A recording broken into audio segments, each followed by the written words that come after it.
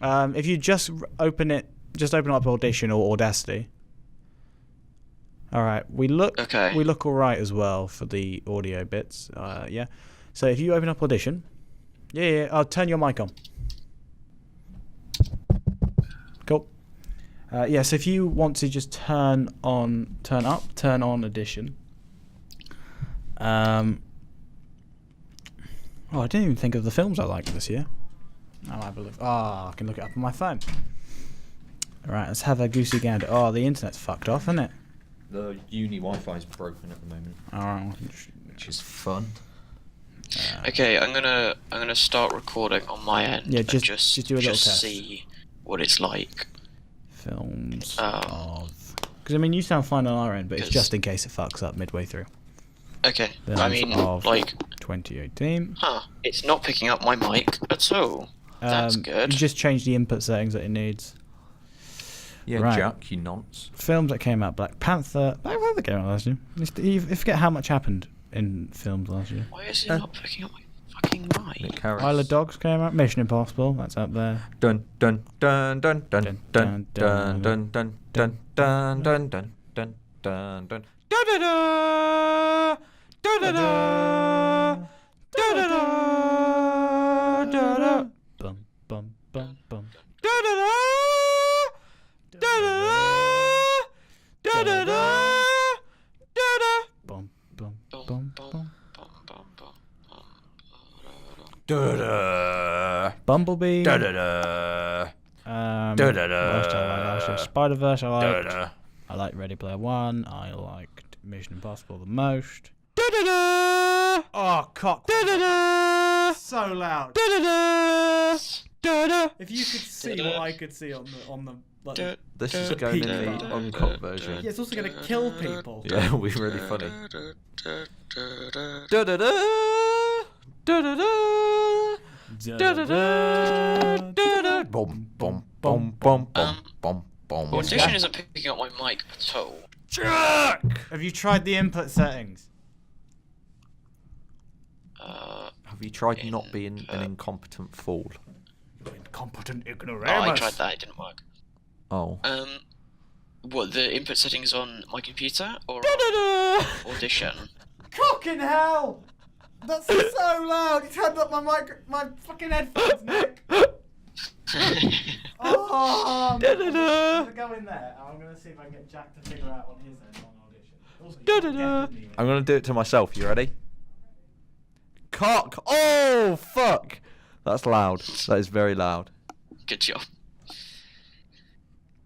Oh, I think I burst an eardrum. Oh, Jack. that's okay. Default. Oh, that's good. Default input, built-in microphone, and my microphone doesn't come up. Oh no, Jack. Oh no. It's your boy, Jack, back at it again. This is Nick Harris. Da-da-da!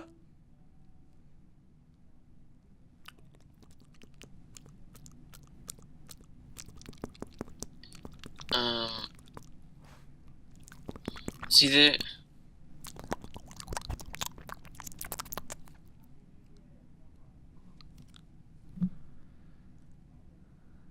Happy New Year.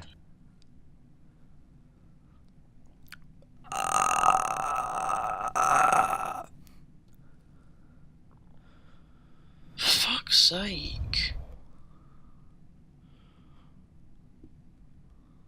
Why is Discord completely fine with using my mic, and yet this is like... I think Audition is racist.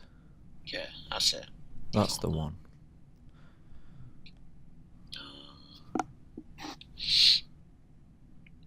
I don't know why this isn't working.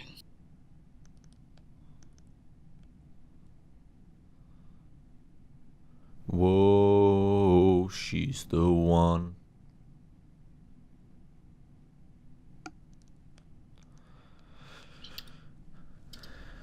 My name is Nick, and I'm here to say I really am Nick. That's quite a major one.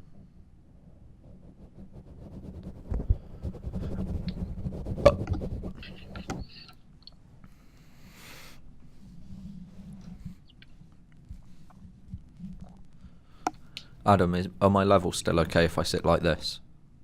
I've pulled the mic closer. Alright, good. Because I don't want to sit forward for an hour and a half. I want to lean back in my seat and be a comfy little boy. It's almost 5 o'clock. I might want to die. Oh, shall we have a look if my bet came through, Jack? Oh, did your bet come through? Let's have a look. Adam, for God's sake, I put 57p on a horse called Arabic Culture and it lost. Yeah, I blame you. Motherwell. No, I don't know what's going on with it. Like, it's not picking up, like, at all. And, like... Ooh, my name is Jack. Ooh, my name is Jack. Ooh, my name is Jack. Ooh, my name is Jack. Ah, ooh, my name is Jack. Sample rate, template... None of these do anything, though. What do you mean when I record normally? It doesn't pick up anything. That's the point I'm saying. Like, it literally... Like, the levels aren't going up whatsoever. It's not picking up... I'll go up your levels if you know what I mean. No, they're just in 3.5 mil. I wouldn't have thought that would make a difference, though.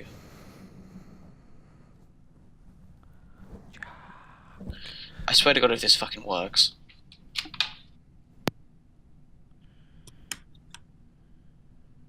Let's see... No, it didn't. Okay. Honestly, kind of glad that didn't work.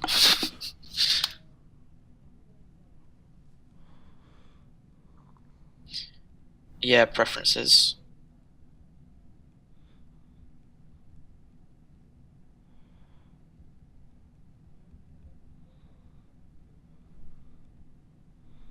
Yeah, because that's what I was saying earlier, is that it defaults to my built-in microphone, but doesn't come up as the other one, like, at all. So it doesn't like, show that it's even there.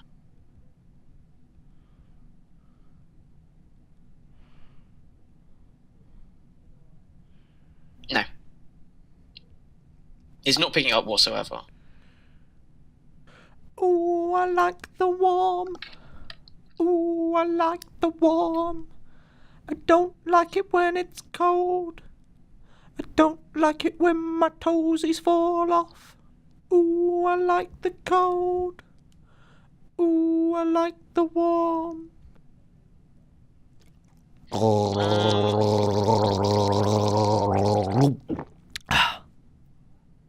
Does that sound good? I mean, honestly, people are fucking saying that I need to get, like, one of the, XLR cables. you know the... I don't even know what you call them. There's like a little XLR. soundboard desk thing. Yeah, that's what basically people are saying. A stream which is deck. obviously fucking not the answer. Because there's no way that... Jack, I don't think Adam Yeah, can exactly. hear me. I don't think Adam can hear me right now. Guess what I've got? I've got his wallet. What? Oh, fuck, he can hear me. There's 10p in it, Jack. Shh. No, it's 5p. It's only 5p. Shh. Okay, I'm taking the 5p. He'll never know.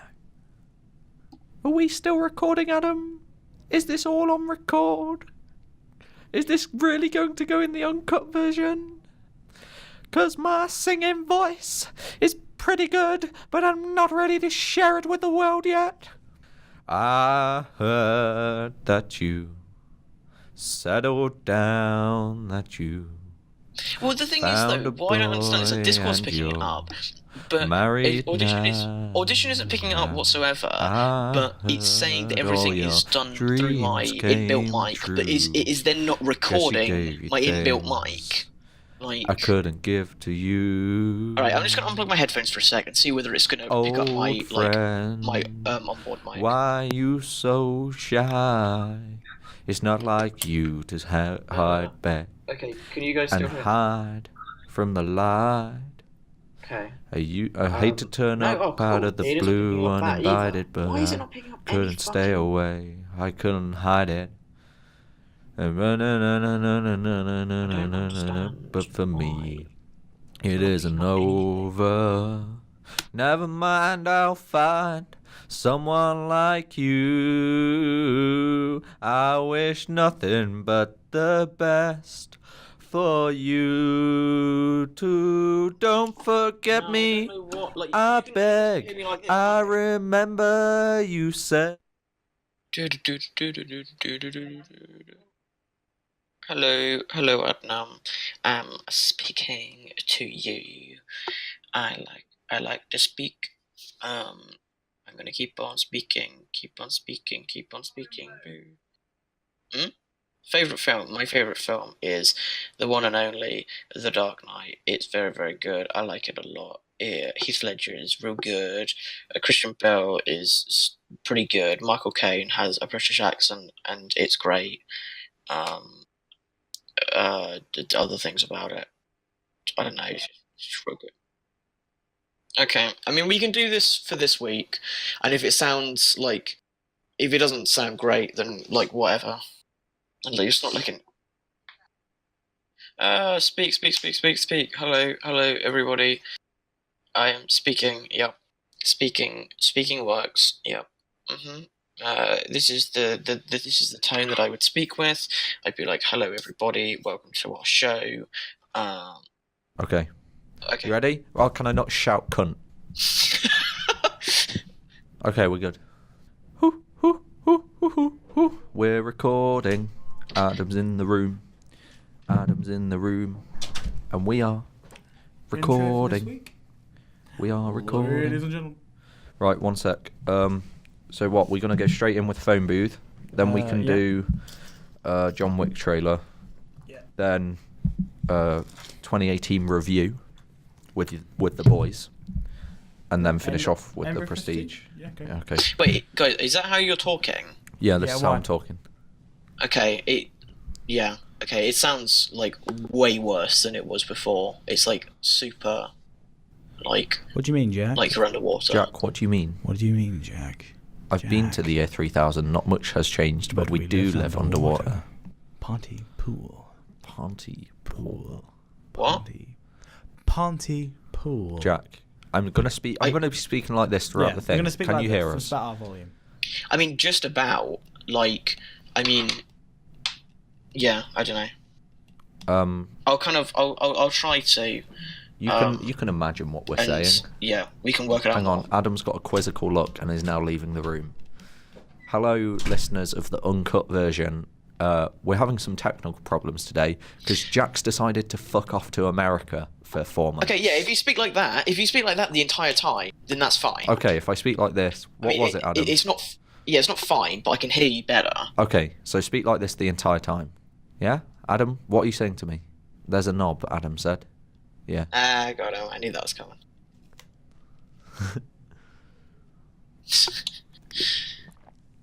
So yeah, as I was saying, for our uncut listeners, Jack is doing a semester of university in Missouri, America.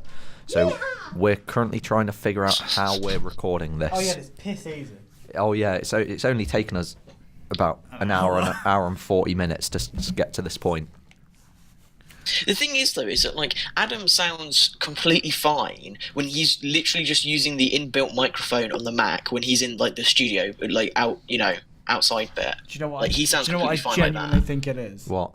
I think it's the fucking microphone on the Mac picking up the desk's volume being played out loud. Oh yeah, and then fucking it. Yeah. Can we mute the microphone on the Mac? Can you hear us twice? Is that the problem? Is it all distorting together? Oh, I mean, are we legible? I mean, like just about. It's like you're underwater. Like I can hear you, but I have to strain to hear you, and like there are like some words that I can't hear. Okay, that'll keep you on your toes then. Okay, yeah, that's the thing. If you speak like that, that's way easier. Okay, I'm just speaking like this anyway. Okay, yeah, cool. Okay. Well, there you go. If you speak like that, then I can do this episode, and then we can like troubleshoot it over the weekend. I'm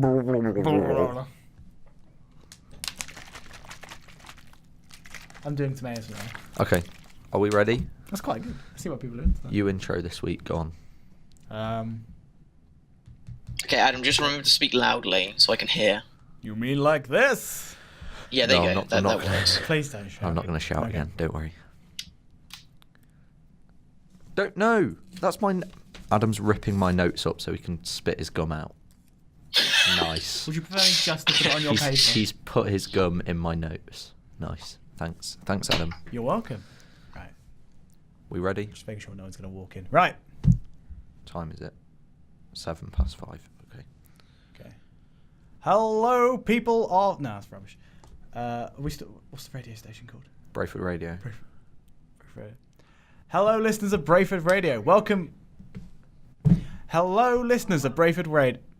Hello, listeners of Brayford Radio, and welcome back to the Bargain Bin Podcast. We've been on a bit of a hiatus over Christmas, but we're back now, and there's been no changes whatsoever. Absolutely none. Jack is definitely still here with us in the room, aren't you, Jack? Yep, I haven't moved at all. In fact, I haven't left this room for the entirety of the Christmas holidays. Jack, your microphone sounds so much different than it used to. I feel like I've not played with the settings enough. No, actually, Jack's decided that it'd be a really, really good idea for our production value if we become an international podcast. Yeah, get some international appeal. So technically, we are Brayford Radio's first international podcast. No, probably not. Oh, we definitely are. Jack is currently in America for a few months for this semester because he wanted to, I guess. He really hates us. He doesn't want to admit it. Pretty much. Which makes recording the podcast extra fun. Oh, yeah. It was super quick and easy to set up. It hasn't taken us an hour and a half. And it doesn't slightly not work either. You know, it's definitely not relying on weird audio glitches. We've not got Discord and Skype running through 3 different computers all feeding into each other. It's really hot in there. I feel like one of them's going to go off. Probably. Anyway, welcome back. We hope you all had a good Christmas. It's time for us to review some films like we used to. Let's get on with a film that I picked this week, Phone Booth. 2002, starring Colin Farrell. I can never pronounce his name. Every time I say Colin Firth, it's really annoying. So yeah, Phone Booth, Adam.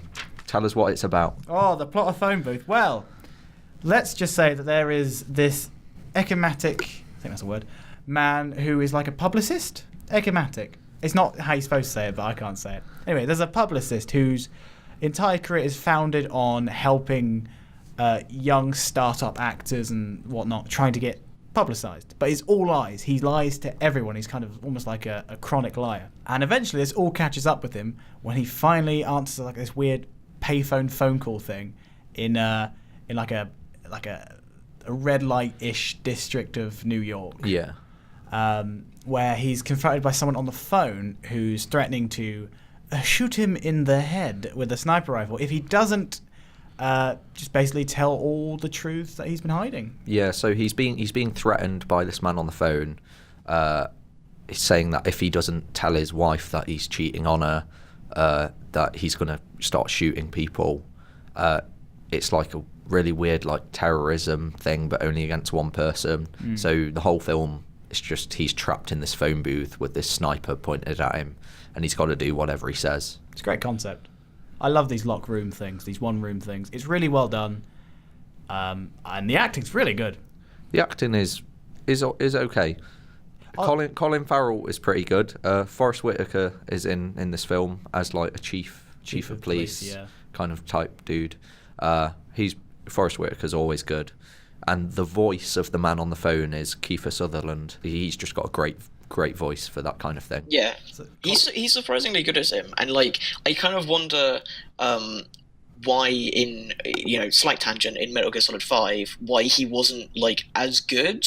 Like I know this was obviously done 15 years before, but still like he's really good as the voice in this film.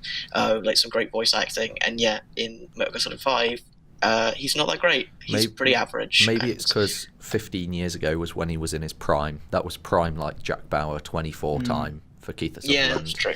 But a couple of years ago, he's not really that prolific anymore. Maybe it's affected his performances.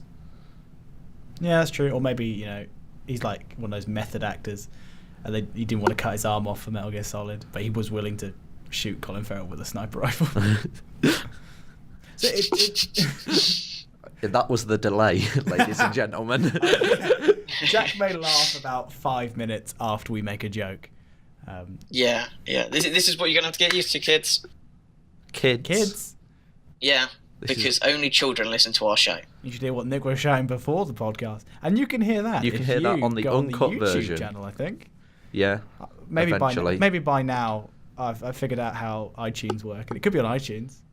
But it's definitely check on the YouTube. There's uncut versions on YouTube where we mess up. That's The Bargain Bin on YouTube. It's one of several podcasts called The Bargain Bin, but it's the only one with slight production values because all the thumbnails are quite interesting to look at. Very good. Thank you. I made all the thumbnails.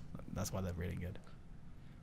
So do you want to hear some interesting facts about Phone Booth? I would love to hear some interesting facts about Phone Booth 2002 starring Colin Farrell. Well, bringing back to our original point of trying to get James Gunn into every single podcast. That's true. I've figured out a way of doing it with Phone Booth. Let's hear it. And as we all know, if you're in the know, James Gunn has one particular actor he despises the most, and that is Jared Leto. Hates him for many reasons I can't say on the podcast because of what's it called? Inflammatory statements. Yeah, we can't say these things about. You Jared can say the Leto. word allegedly. Allegedly, he allegedly did defamatory some statements. Yeah, thanks, Jack. Jack's doing that was 2 minutes ago. Jack's doing a law course. Yeah, cool.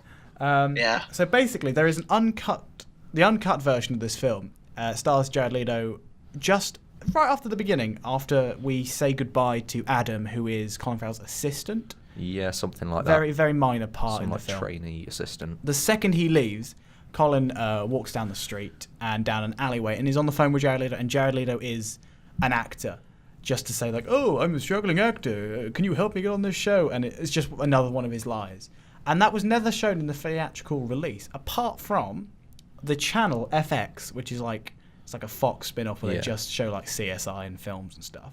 They're the only place that have ever shown the uncut version. And that links to James Gunn because James Gunn hates Jared Leto. And there we go. Wow. It's a tenuous link, but it works. It's a great fact. It's very hard to fit James Gunn in anything like that. Hello, Jack. Jack, I've left this pause in so you can answer. Okay, yeah. See, this is like, I don't want to like just cut into what you're saying because half the time I can't hear what you're saying. So I don't want to like cut in case you're in like the middle of a sentence, but then at the same time, like, I don't know, some to difficulties. What's your point, Jack? Come on, Jack. Tell us about Phone Booth. So my thing that I was going to say. See, this is when you can cut back in. I don't understand why they didn't just do the uncut version, like as the actual release, because this film is only an hour and 20 minutes long. Like, I think that's an okay length for it. Like, I didn't think it needed to be any longer, but it's, I don't know, it's still just very, very short, and most of the time films like try to get to at least an hour and a half. So I don't know why they didn't. I mean, I've seen the scene, and it's pretty dull. There's not, honestly, it's just like Jared Leto's in it just to be Jared Leto. It's like, ooh, I'll be the Joker one day and ruin it for Was everyone. Jared Leto really anyone in 2002? What was he doing in 2002? He did Brokeback Mountain. Are you thinking of... Yeah, it was him and the other guy. Heath Ledger and Jake Gyllenhaal, wasn't it? Yeah. Are you thinking of a tenuous Joker connection? Oh, it's Heath Ledger. Okay, fair enough. Well, they both played the Joker, same thing. Joaquin Phoenix is in that as well. Yeah. And Mark Hamill. God, can you name the other one? Caesar Romero. Jack Nicholson. I think that's all of them. There's probably loads of voice actor ones. I think there. Yeah. Oh yeah. I forgot how many Batman like animated series there are. There's a lot. So some other interesting things about this film, which this one is really weird. The actor Will Smith. Everyone loves him. He's great in YouTube Rewind. Everyone loves it. Whoa, that's hot. So he's had this weird stint where he keeps going for film roles and then turning them down very quickly. So he was originally going to be Neo. That's one of the big things. He stopped being Neo to be in Wild Wild West. What a mistake. I know, but... Wild West. Yeah. Jim West, Desperado. So Will Smith was going to be the lead role in this. Was he? Yep. Really? That's what the paper says, and that's what IMDb says. My research stops and starts at IMDb. IMDb trivia is where we get all our facts. One day we'll be professional journalists. That's a story for later, how we accidentally became journalists. Oh, yeah. Yeah. We'll get to that. Stay tuned. Stay tuned. I don't know why I'm saying all these facts, but we're going to put them in anyway, because Phone Booth, I mean, it's a locked room that you can't go, oh, there's some really cool cutaways. There's not. It's just a man in a phone booth. It was all of Colin Farrell's scenes, I think. No, better yet. The cool thing about Phone Booth, right? Only the main actors had a script. So all the like extras had no idea what was going to happen. So all their reactions are genuine. Ooh, which I think is really cool, especially for what it is. It's just to paint the scene, if you've not watched it, for some weird reason, you're listening to us talk about it, it takes place on this like red light district-esque area. Yeah, it's in a phone booth opposite a strip club. Yeah, and there's a guy selling knockoff robot toys on the street as well. There's the odd car park and stuff. So there's not much going on. But what was that? What? What were you doing, little? What? What was the little wagga wagga type of thing you were doing there? Oh, I'm pretty sure you can't say wagga wagga these days. Well, I'm impersonating Pac-Man. What are you doing? I just find it really funny that Jack can't see any of this. Oh, right. I mean, I've completely lost my point. You're going to have to cut all this. Oh, yeah. I mean, I'll explain it for the people who are listening to the Uncut version, but Nick's basically doing the Macarena and dabbing round the microphone. Oh, wait. Oh, he's taking his top off. Oh, fuck. Go on, take your top off, Nick. We've got headphones on. Can you take them off and take your top off? There we go. And keep it off. Oh. It's minus 4 degrees outside. I'm not keeping my top off. It's really cold here in the UK at the moment. It's incredibly cold. Like, oh, gross. Anyway, back to our regularly scheduled programme featuring Adam Dokhan, Nick Harris, Jack Goodman, the Bargain Bin Podcast, live on Brayford Radio, at Brayford Radio on Twitter, at Brayford Radio Station on Instagram, Sunday nights, 7 p.m, Bargain Bin Podcast. That's amazing. Nice show, though. Well done. Anyway, I can't remember the point I was making, but I'll try and track back into it. So there's a guy just selling robots. It's a very kind of placid, boring street, so you can't really do much visually. But the shots of all these wides they do, where it's just like you see the phone booth and you see another character, and they just interact like that. So you know the bit with the robot? Yeah. The little robot's coming towards the phone booth. It's quite tense. That's a really well done scene. You think, oh, is the robot going to explode? No, the robot just tips like the side of the phone booth and just kind of like. Then he gets shot then, doesn't he? Like he sniper rifles the robot, doesn't he? Because he has to pay for it or something. No. He shoots like the pimp outside the strip club. I'm sure he shoots the robot. I can't remember. I wasn't paying attention for this film. See, really I wasn't interested. I really enjoyed it, and Nick didn't like it so much. But I think you enjoyed it, didn't you, Jack? Yeah, I was about halfway between you guys. Like, I enjoyed it. I didn't think it was as good as you think it is, Adam. But I don't know, I still enjoyed it. I think it's a modern masterpiece. Pretty well-made film. I didn't dislike it, and I didn't hate it. It's just I was like, I don't care for it. I feel like it could have gone a bit further. I feel like the ending was very rushed. Like the third act just kind of went and done. There wasn't kind of a nice kind of suspense build. I thought there was going to be a fake out. There was a fake out. No, as in like a proper like they go to the room and there was no one in the room. Like he lied the whole way through.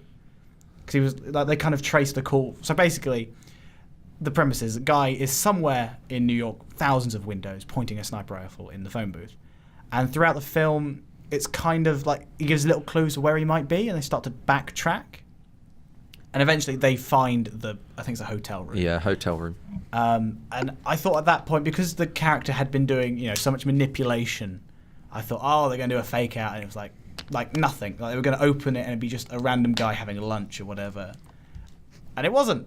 It was just like, this is the sniper rifle. Here is a dead man. Ooh, spoilers for the end. And nothing. It was just like, a very predictable ending. So the police and everyone obviously thought the dead man was the sniper because he had committed suicide because they knew where he was. Yeah.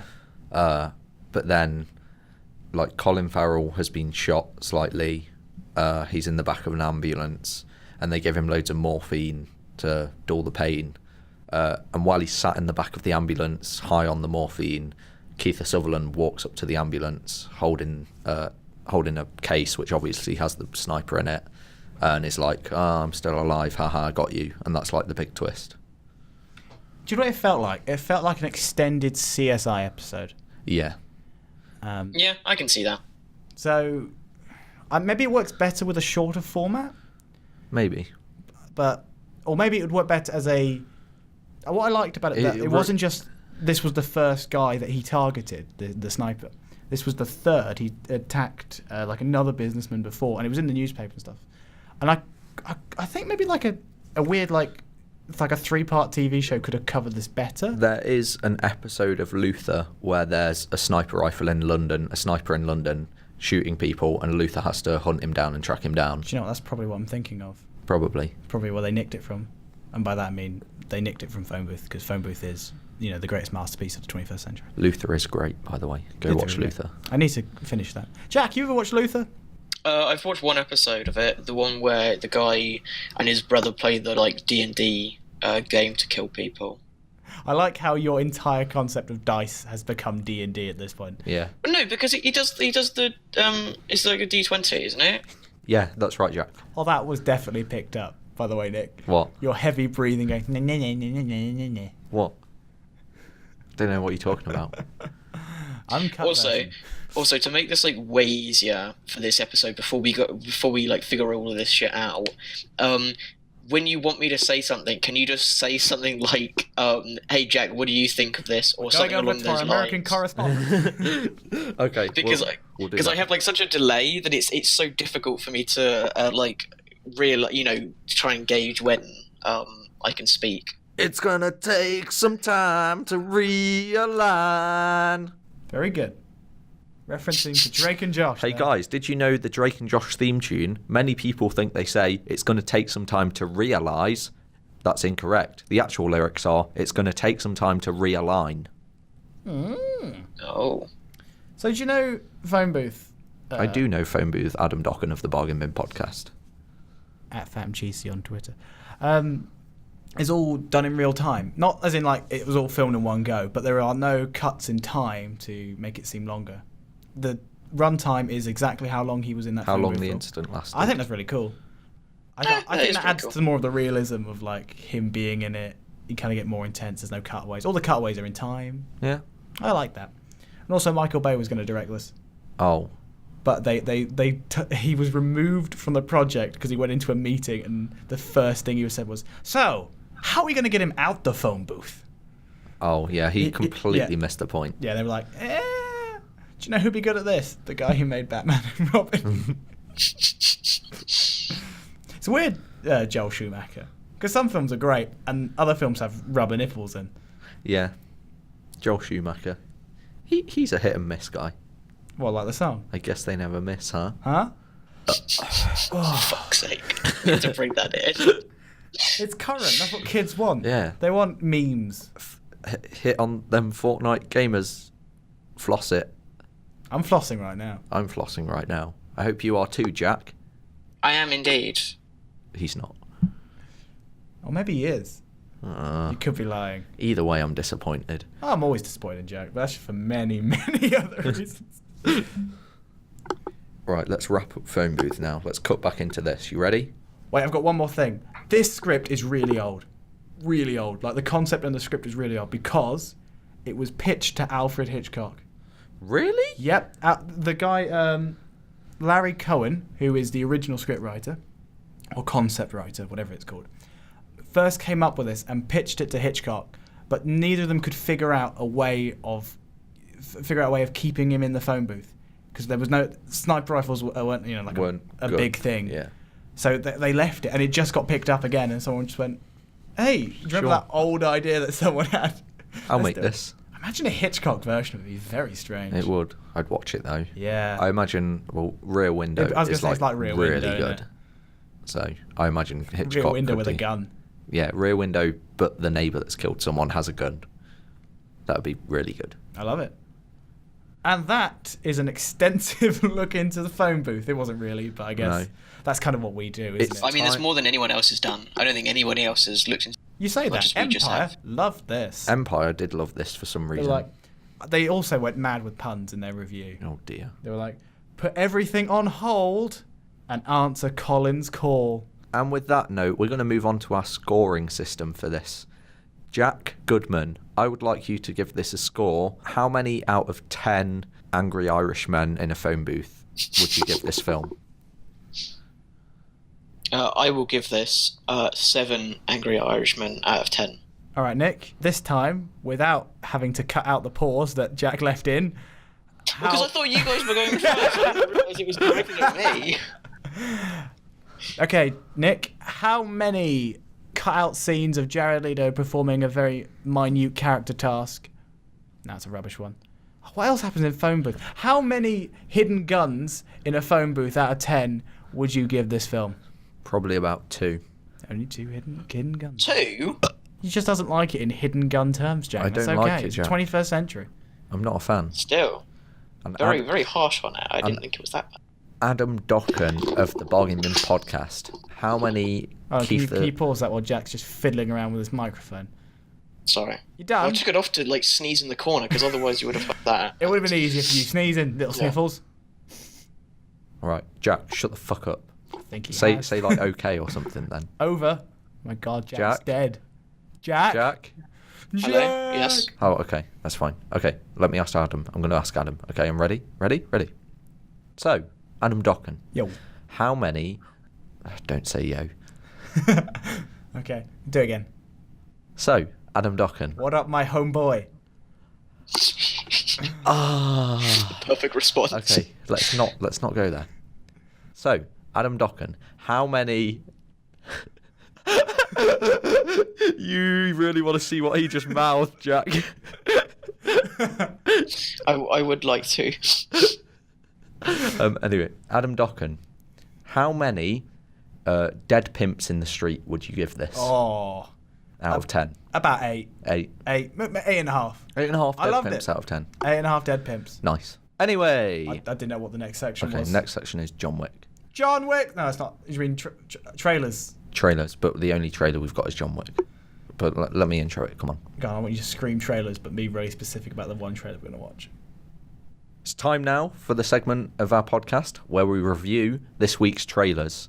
I say trailers multiple as that's what we normally do, but this week we've only got one to talk about as it's the most important trailer that's ever been released. It's John Wick 3.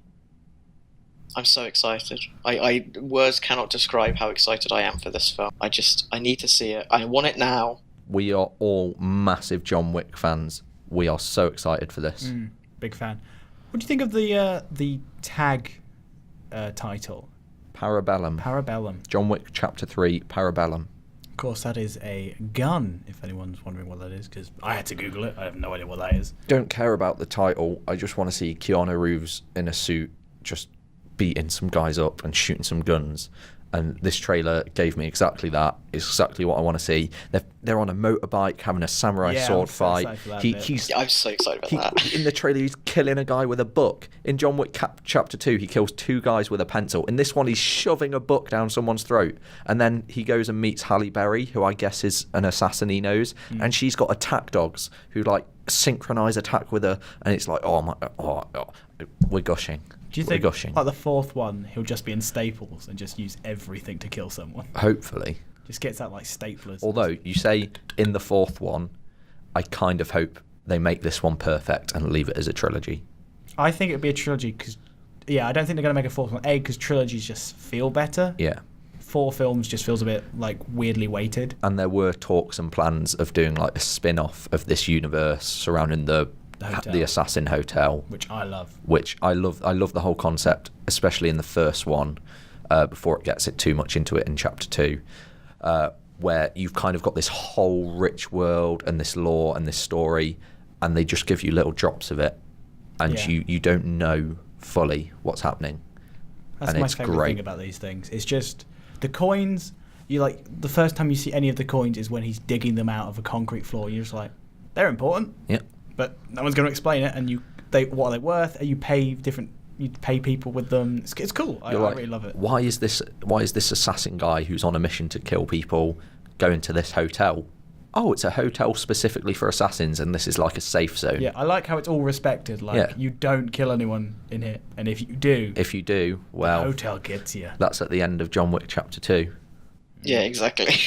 Literally the setup of this film. So if you've not seen John Wick and John Wick Chapter 2, what are you doing? Go watch them. And to recap for the ones of you that have, obviously John Wick Chapter 1, he's a retired assassin, his wife has died, a Russian mobster's son breaks into his house, kills his dog and steals his car. It's a great car. So John Wick takes it upon himself to take down the whole of the Russian mob, which he does successfully. And in the second one, he owes a favour to someone from his past, from an assassin friend, and has to go and kill someone. but obviously this someone is an influential person, and after the deed is done, he gets tracked down and hunted by more assassins, and leading to the end of the second one, where he kills another assassin in the hotel. And because of this, a bounty on his head is sent out to every single assassin in the world. So every single assassin, so the setup for the third one, every single assassin in the world is after John Wick. And they're all gonna die. John Wick is going to kill every single one. The weird thing is, though, is that the bounty on his head is only, like... Alright, so $14 million is a lot of money, but to kill, like, someone who has a reputation as, like... as violent as John Wick, like, I feel like it needs to be something like 50 million for someone to give it a shot. Like, 14 million isn't that much as for like a lone assassin to be like, yeah, sure, I can take on John Wick. All the other assassins are like equally as trained as John Wick. John Wick is a good assassin, but he is up against other assassins in this one, whereas previously it's just been goons and stuff. Yeah, in the second one there was one assassin played by Ruby Rose, but the rest were all just like goons. It's John Wick versus John Wick, basically. Yeah, and I'm okay with that completely. You know what's great? One of the main assassins he faces off against is the presenter from Iron Chef, the American show where they have a secret ingredient and they show them, and there's loads of vines of him saying the words really weird when they lift the ingredients up. He's like, beer and cheese. He used to do kung fu movies before he did Iron Chef, and now he's back being an assassin in John Wick. It's like if Jean-Claude Van Damme ever made a return after doing those Warburton adverts where he did the splits on those lorries. Yeah, and the Coors Light advert. Is that him? Yeah. Oh, he's aged poorly. Jean-Claude Van Damme. That's damn cold. No? No? No. Oh. Anyway. He's on a horse. He is on a horse. John Wick riding a horse. It's the best, isn't it? I hope he gets on top of that horse, stands on it, and then just has a machine gun. I just want to watch this movie right now. I want him to have a fight with two swords on top of the horse with someone else who has gotten onto his horse, so he has a sword fight with another guy on the horse. Do you want to move on from John Wick? Because I've got something else I want to talk about. Okay, let's go for it. I don't know if you've heard. Matt Mikkelsen's new Netflix film. Oh, Polar. Polar. His second film to be called Polar that he's ever done. The first one is, about just being stuck in the Arctic and just like being all like, ooh, everyone's cold. Polar Netflix film starring Mads Mikkelsen. And this one is very John Wicky. It looks like a John Wick kind of rip-off, and it's not getting good reviews. No, I just remember seeing the trailer and going, this is really weird. It's a pre-existing comic. Oh. So maybe John Wick took from this, perhaps we can think about, because it's very graphic and stuff. It's a similar concept, like retired assassin being hunted down by other assassins. I just like the one thing I love in like films, and I always want them to do, and like in your head you can think about it, is the shooting of the fire extinguisher. Yeah. And you can do it in games and stuff, but it's always on like a wall or something. But he just chucks it in the air and shoots it, and it's so cool. Mads Mikkelsen is just great. He is great. I really wanted Mads Mikkelsen to play Geralt in The Witcher. Yeah. I think he would have been really good as that would have been perfect. Isn't he too old? He's not too old. Well, because for The Witcher show, they're going for younger than the games and the books, which is why Henry Cavill is doing it. But if they were going for Geralt, the age he is in the games and the books, Mads Mikkelsen would have been amazing. Oh, I just meant like visually he looks a lot older than I'd say he does in the games a little bit. Just a bit too aged. If you did like one after like all the stuff that's been set, I could see that. I just think he's a little bit too old. Who else I would have cast as Geralt? James Gunn? No. Oh. Carl Urban. Jack knows. Carl Urban could do anything. I know, because he's this great actor. I really like Carl Urban, and whenever someone's like, who should we cast? I'm always like, Carl Urban would be perfect for that. But he doesn't get a lot of big work. But that's fair enough. That's true. Do you want to know why? Why? Scientology. Probably. Oh, no, I said I read an article about it. Is Carl Urban a Scientologist? No, he's not. He's not? No, but do you know who is? Everyone else. No. Do you know the guy in Ant-Man? Yeah. The South American actor. Yeah. The sidekick who's really fun. He does like the breakdown of the film. Yeah. It's like, we got a guy who can web swing, that guy. He's allegedly very high in Scientology, and that's why you see him like his career's gone up. His career's gone skyrocket. He's like the new Tom Cruise, allegedly. We are not being defamatory towards anyone. Who's that with the gun, Nick? The Scientologists are in. Oh, that probably peaked to hell. Yeah. I can't see the screen anymore. I don't know if it's peaking. Anyway, so Polar, I might watch Machine gun laser hand thing? Maybe. Might watch it if I ever get around to it. But, yeah. Talking of Polar, because I just looked at the cast, it has some really weird people. So Matt Lucas and Johnny Knoxville is in it. Why? Who knows? Wait, Matt Lucas is in... Matt the Lucas. guy from Little Britain. Matt Lucas is like the big bad. Oh, but if you're saying it's based off graphic novel comic, I imagine Matt Lucas being that eccentric bold villain. I'll tell you what though, I tried to buy the comic, can't. It's like 800 quid. Oh, it's one of those ones with like 4-issue run in like the early 90s. You'll never be able to read that. I just want to read it. I want to know what it's about. It looks really colourful. Get a PDF. Yeah, I like having like real things. I like having a shelf. You know, in the 21st century, people don't have shelves. I like a shelf. Could buy a Kindle, but I just like holding a book. You know what I mean? I mean, I've completely run out of facts for anything else we want to talk about. So you lead the conversation at this point, Nick. Okay, that was trailer review for John Wick. Hype for John Wick. We all love John Wick. Maybe one day we'll do a back-to-back podcast about John Wick. That's what we're going to do when John Wick 3 comes out. We might be very tired, but we'll be very, very hyped up on it. Very excited for it. I thought today, instead of doing a game as we normally do, game, as this is the first podcast of 2019, I thought we could look back at 2018 and talk about some of our favourite films of 2018, talk about some films people might have missed, talk about films each other might have missed, and just have a discussion about what came out in 2018. Yeah, I like that. I think that's very professional of you, Nick. Very professional for this podcast on Brayford Radio. So obviously you have... Let's get all the big ones out the way. We've talked about Avengers before. We can't. You know what we're going to say about Black Panther and Ant-Man. Big ones like Solo. We all thought they were okay. So yeah, those were like the big blockbuster ones. The new Jurassic World. Oh, you thought was boring. I haven't seen it. I didn't bother. So boring. No, I haven't seen it either. It like I've heard nothing but terrible things about it. So I'm not going to bother. So dull. And the twist is dumb. So those are all like the franchise ones, but there is one franchise one I want to talk about. Mission Impossible Fallout. Dun, dun, dun, dun, dun, dun, dun, dun. Really good. Oh, it's the best one. I tell you what, it's impossible to run a series with this many films and then to still be watchable. Still be getting good. Better. Yeah. They're getting better with every one. The fourth one is really good. And the sixth one is obviously great. But I think the fifth one went downhill a bit. But I think they've been on average getting better. 4, 5, and 6 are all which is great. insane. I think it's if you don't include 2 because it's 2. 2 is terrible. Yeah. It's easily the worst. But you know why it's bad? Because the action scenes were written first. Yeah, that's why.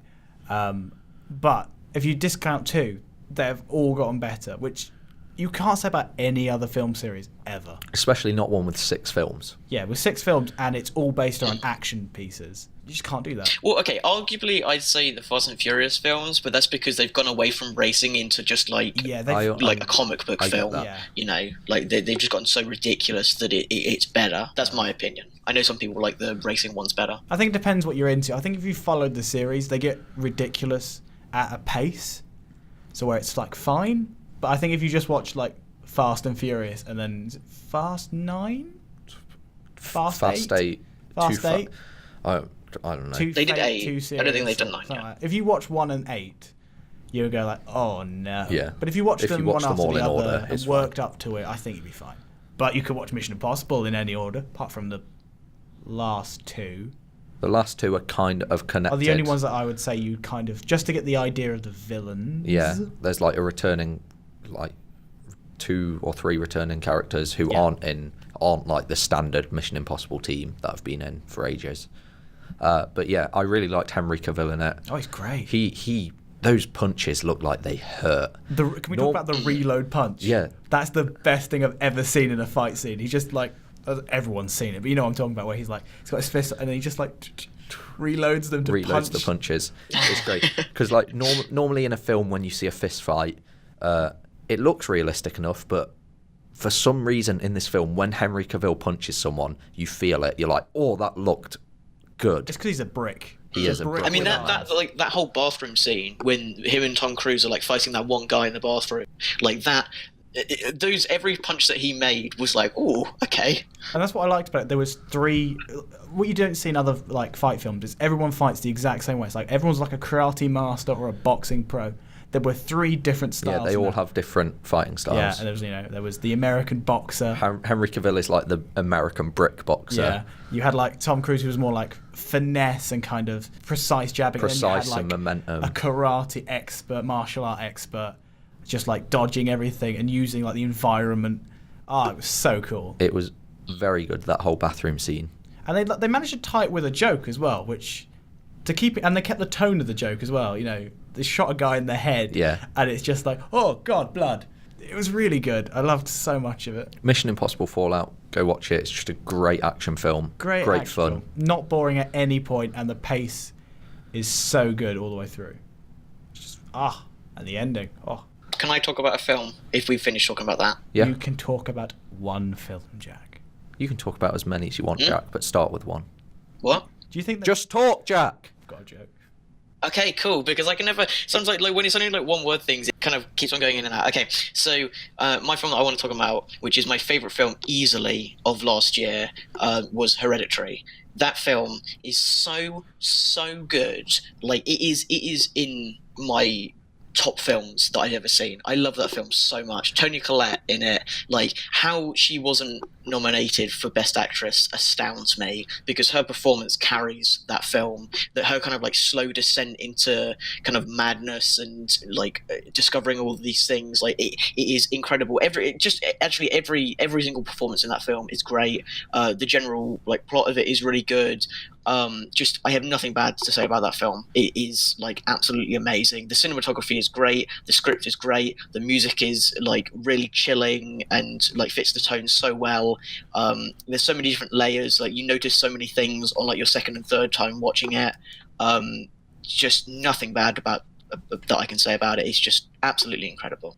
That's interesting, because after seeing the trailer for Hereditary, I wanted to watch it. But it kind of passed me by. But everything I've heard about it has either been what you've said or has been completely negative. And it's about a 50-50 split from what I've seen, from what I've read, from what friends have told me. Some people say, I absolutely love it. It's a great suspense horror. She's a great actress. It's amazing. And the other people said, I was laughing at it. It's so bad. I really didn't like it. Really? People in my cinema were laughing because it was terrible. Yeah. I've heard very, very mixed things about it, but not mixed in the way of, it was all right, it was good, maybe don't watch it. It was either it's terrible or it's one of the best films of the year. Super polarised opinions. Yeah. I have no idea about I remember the trailer and going, this is definitely not for me.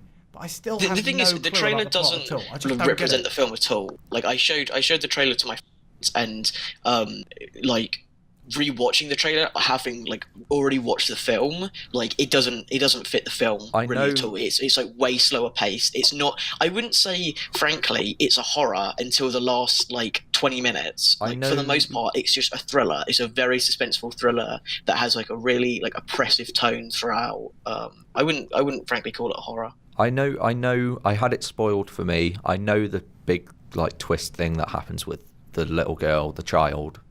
Oh, okay. I know what happens there. So, would you recommend after knowing that if it's still worth a watch? Yeah, I thought that bit is definitely like a shock, definitely because of all the marketing for the film. But I'd say that like the plot after it is still really, really good. It's. Yeah, I can't say anything bad about it. I love that film so much, I will. Like I can't show it to anybody because like hardly anybody likes horror, or thriller, that kind of thing. So it's hard to get people to watch it. I'll try and watch it, and I will let you know on next week's podcast whether I am in the best film of the year camp or the awful camp. Yeah, best film ever, worst film ever. Yeah. I would like to talk about another horror film that came out this year. Something that was very different and exciting, which I loved, and that is A Quiet Place. My main man, John Krasinski. John Krasinski, Emily Blunt. You've probably all heard of A Quiet Place. If you've not seen it, do yourself a favour. It is great. It's a great little concept that there's these monsters on the earth who are killing everyone, but they hunt using sound and exclusively sound. So the world is kind of in an apocalypse, and it's this man and his pregnant wife and their 2 kids have to live on a farm and be completely silent. Have either of you 2 seen it? No. And what really I haven't seen it either. I was going to watch it and just like, I'll do it tomorrow. You should both watch it. It's great, because I watched it. Try and watch it on your own in complete silence. It is very good. I went home for Christmas. My mum normally doesn't watch films. She normally doesn't like watching films. She hates this podcast. She does. Maybe because Jack's on it. Yeah, she doesn't like you, Jack. Sorry. Oh, okay.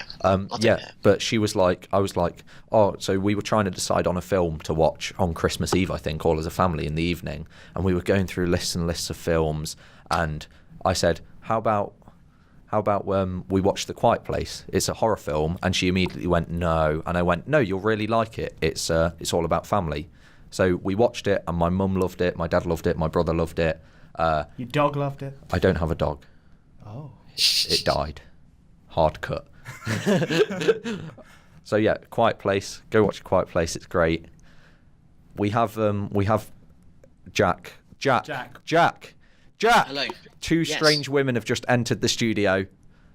Who? What? 2 strange women. They've got guns. Libby Cox and Leah Haddo are here. Hello. They're doing finger guns at you. Wait, can you hear Jack in there? All right, they can hear you. Yeah, he's not in here. Oh. He's actually under the desk. This desk. He's not. Well, that took her ages to get that. Anyway, we need to cut back into it. I've got another film to go for if you haven't got any. My you can do my films. Mine are like big Hollywood films. Okay. I would like to cut mark. I've got another film to recommend to both of you. Yeah. The film is 8th Grade, which was written and directed by Bo Burnham.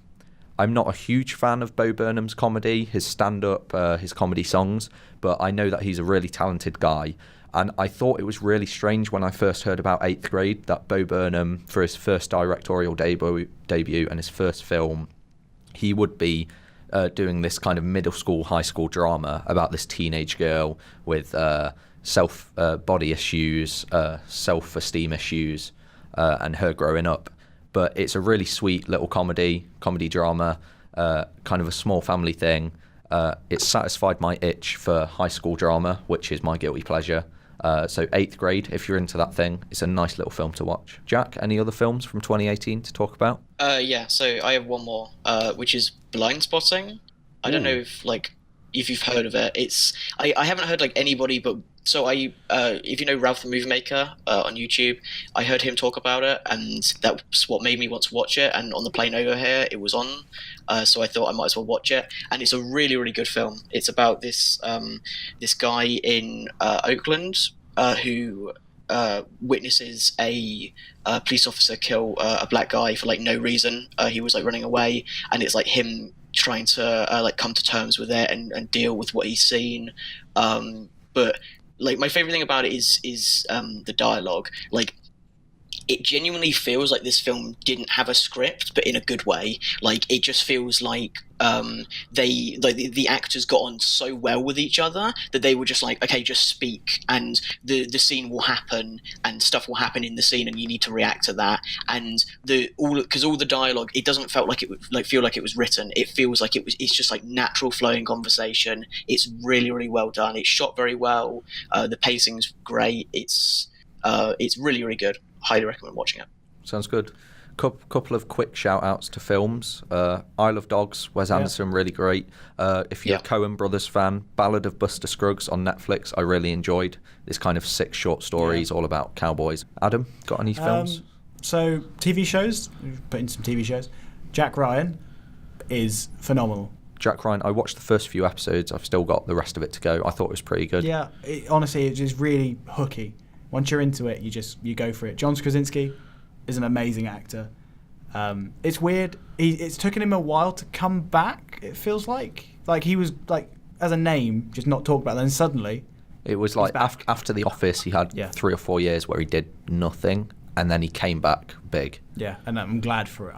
they're making another series of it. I'm really excited for that. It's one of the few Amazon originals that I'm genuinely interested in. It's like that and Man of the High Castle. Everything else that genuinely Amazon produces hasn't been a great thing, I think, including Grand Tour and stuff like that. I don't think are anywhere near watchable. But these have been, so I don't know what it is, but they're doing really well with these things at the moment. Jack Crime, really good. Also, finally, I know this is very much like a Hollywood-type big blockbuster film, but they finally made a good Transformers film. Bumblebee is not just a good Transformers film, I should say. It's a really fun film. It's like The Iron Giant, but with transforming robots. It's really fun. The characters are likable. It's not Shia LaBeouf screaming for 2 hours. The explosions are colourful, and you can tell who everyone is. It's really fun. It's an 80s kind of soundtrack romp. It's so much fun. Sounds good. There is one last one I want to talk about from 2018. Was it The Meg? No, it's not The Meg. It is Annihilation.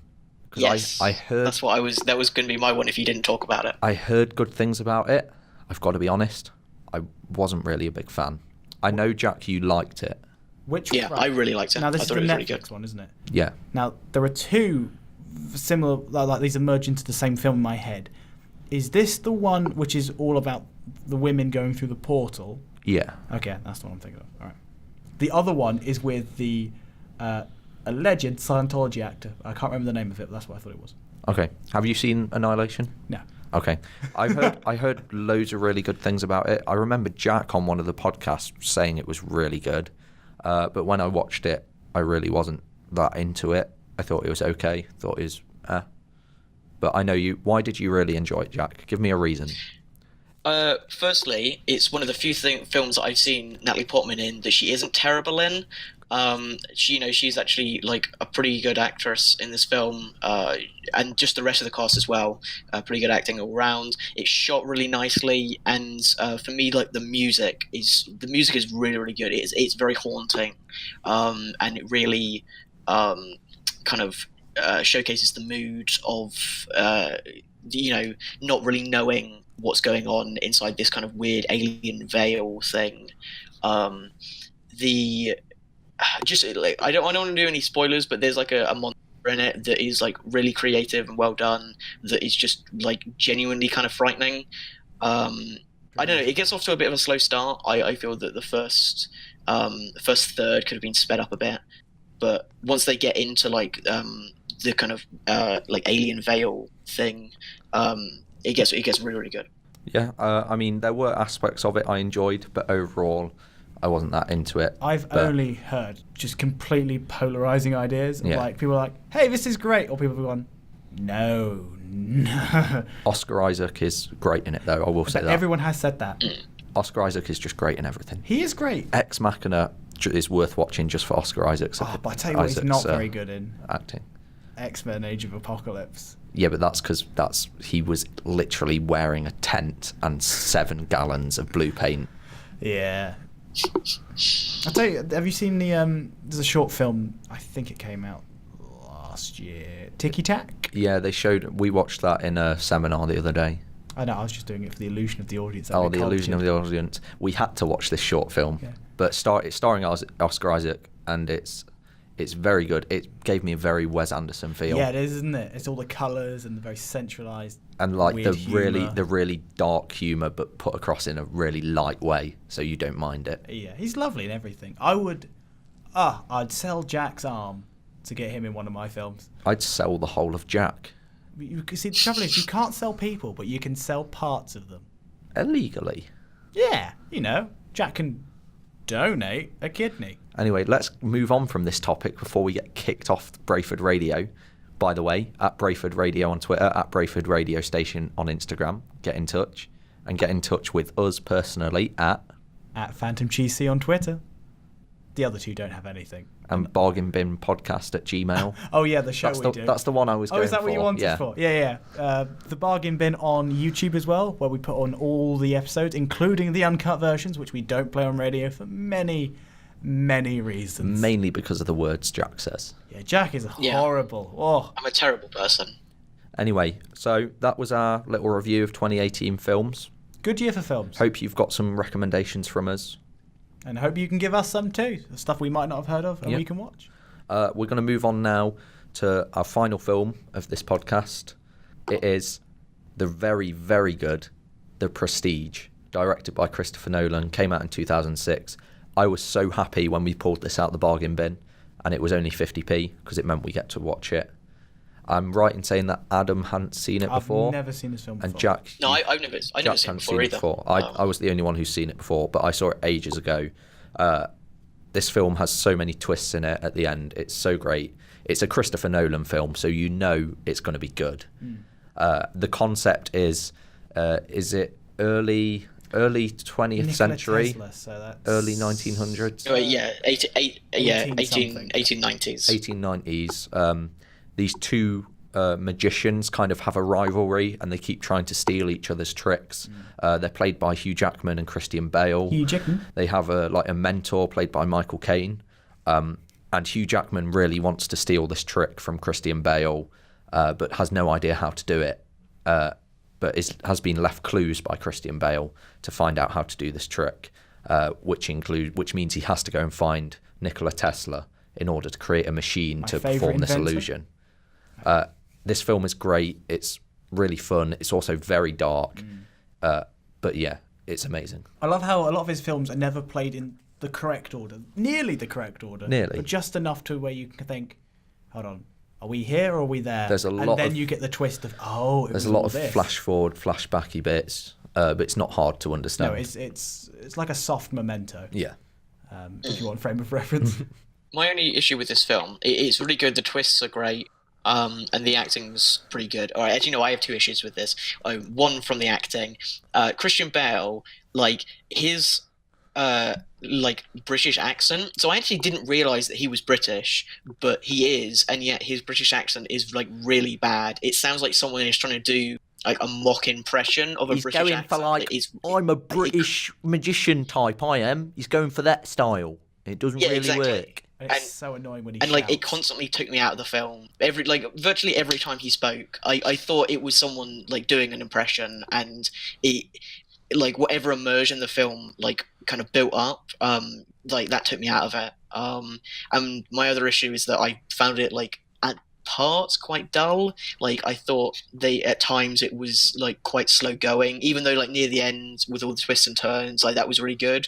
But in the middle, there was just, I don't know, it felt a bit boring to me at times.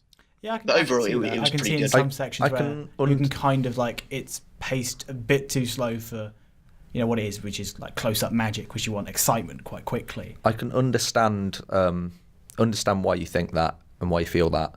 But for me, I really liked it. I really liked those slow moments because I was really gripped in this kind of weird relationship the two magicians had. So in those down moments, I was happy to just see them talking to their families, talking to their assistants, and getting more of an idea about them. I really enjoyed those bits.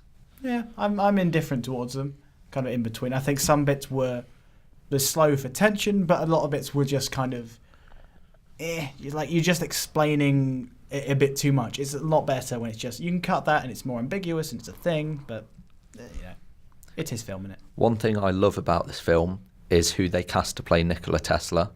They cast David Bowie to play Nikola Tesla. Rest in peace. But he is amazing as Nikola Tesla. He's great. I forget how good an actor he is. Until you're oh yeah, Labyrinth was a thing. Yeah. So yeah, The Prestige, pretty damn good. Pretty good. All right. Best close-up magic in a film, which is real, since Mission Impossible 1, where Tom Cruise makes a CD disappear. That's my personal opinion. Yeah, it's Nolan. It's Christopher Nolan, so it's going to be good. It's one of those Nolan ones before he got the Batman films, before his name really got out there. But it's definitely worth watching. Yes, it's good fun. The twists are good. The style and the setting. I love it. I just love it. There's the world is, it's weird. It's very believable, and there's a lot of not high fantasy, but steampunk-esque, out of this world concepts, which it just works. You should question it because it's so bizarre and so just out of context for magic and stuff. But it works. It's acceptable. I can't quite figure out how he's done that. It's great. It's a great film, apart from Christian Bale's acting. Let's give The Prestige some ratings, shall we? Some classic bargain bin ratings. Hive mind. So, Jack, I want you to give me, out of 10, how many magician's hats would you give The Prestige? I'd give it a solid 6 magician's hat. Actually, no, I'll up it a bit. 7 magician's hat out of 10. Are you trying to say one more magician hat just suddenly teleported in? Yeah. So that 7 became an 8. That's a link. That's a link to the film. Go watch it. Okay, Nick. How many dead canaries out of 10 would you give it? I would give The Prestige a solid 8.5, 9 dead canaries out of 10. There's always one that's alive, though, isn't there? There is. And that's why you didn't give it 10? No. Oh, deep in it. Adam Dokhan of the Bargain Bin podcast. At PhantomGC on Twitter. How many bouncy balls out of 10 would you give this film? Ooh. I'd give it 9 bouncy balls out of 10. I was trying to think of a weird way of working that in, but I would spoil the entire premise of the film if I did that. Yeah. So it's one of the few times we're not really going into the plot or the twists. Because you don't spoil an omen. Yeah. He's Batman. But yeah, I this is one of the few ones I say go watch. This is not like our usual bargain bins where we find bad films. This has been, a really good. This has been a good episode for us. Go in, go watch them, go enjoy them because they're worth the watch, I think. Make sure to tune in next week. We've already picked out the films for next week. Oh yes. We have the kids' comedy classic, The Pacifier, starring Vin Diesel. I love this film. I remember this watching this as a kid and I'm so excited for this. And we have the best heist movie ever made, Tower Heist, starring Ben Stiller. I love heist movies, and this film is a film. It's a film. Okay. Oh, on the topic of heist movies, quickly, we don't have to include this or not. It doesn't really matter. I make that. I watched the Hurricane Heist last night. Oh dear! And Jesus Christ, was it awful? It was so bad. We'll save this section for next week when we talk about best heist movies of all time and worst heist movies of all time. Yeah. But thank you. Get your laugh out, Jack. Right, we all I good? think we're all done. Right. Let's outro. That's outro, not outro. Let's outro. Well, thank you everyone for listening to the Bargain Bin Thank you everyone for listening to the Bargain Bin podcast here on Brayford Radio. I've been Adam. I've been Nick. And I've been Jack. Nice delay. Yeah, it's great, isn't it? It's like a little mini Brexit he's had. I wrote that joke at the beginning of the podcast and I've been trying to get it in. Right, but thank you all for watching. If you want to catch up with this show, you can find it on the YouTube channel, The Bargain Bin Podcast, where you can find the extended versions as well. Or you can listen to other shows on Brayford Radio. Online. Thanks for listening. Bye. Bye. All right, just quickly, we just need to make sure that the Mac isn't picking up anything because throughout the last 10 minutes, audio, I could hear everything that was going on. It only ever picks up from what we could hear inside the room. So hopefully we're all right. But I pray to fucking God it's been recording. Yay, I can see my voice moving. It looks like